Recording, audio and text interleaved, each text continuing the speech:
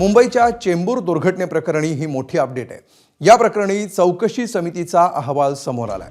चेंबूर वृक्ष दुर्घटनेला कंत्राटदार जबाबदार असल्याचं या अहवालामध्ये समोर आलंय। कंत्राटदाराला 5 लाखांचा आणि सल्लागाराला 2 लाखांच्या दंडाची शिफारस करण्यात आली आहे। तर या प्रकरणामध्ये उद्यान आणि रस्ते विभागाला क्लीन चिट देण्यात आली आहे।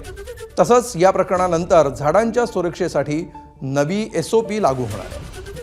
आपल्याला सगळ्यांना आठवत असेल, मुंबईमध्ये धुवाधार पाऊस झाला होता आणि याच काळामध्ये शालेय विद्यार्थ्यांना घेऊन जाणाऱ्या बसवर झाड कोसळलेलं होतं आणि यामध्ये एका विद्यार्थ्याचा मृत्यू झाला होता। या सगळ्याबाबतचा अहवाल आता समोर आला आणि भाजपचे गटनेते BMC मधले गणेश खणकर सध्या आपल्यासोबत फोन लाईनवरून आहेत। गणेशजी, या चेंबूर दुर्घटनेचा अहवाल समोर आलेला आहे आणि त्याच्यामध्ये काही दंडाची तरतूद करण्यात आलेली आहे। हा अहवाल समाधानकारक आहे असं आपल्याला वाटतं का? कसं बघता आपण याकडे? नाही, अजून मीही या अहवालाचा पूर्ण अभ्यास केलेला नाही।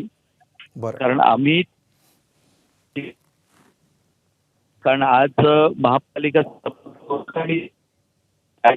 तरच्या राजांचं निधन झालं, त्यामुळे चर्चा नाही। शनिवारी याबाबत आमची चर्चा झाली होती की अहवाल प्रतीक्षेत आहे म्हणून।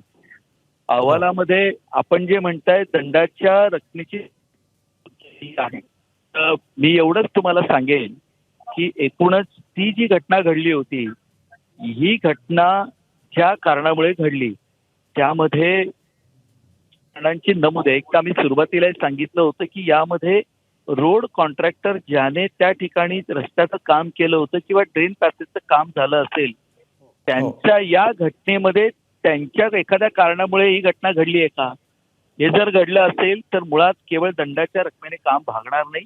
त्यामुळे याचा एकदा फक्त थोडा अभ्यास करू, त्यामुळे विस्तृत आपल्याला प्रतिक्रिया देईल। ठीक आहे, धन्यवाद गणेश खणकरजी। ABP माझाला आपण ही प्रतिक्रिया दिली त्याबद्दल।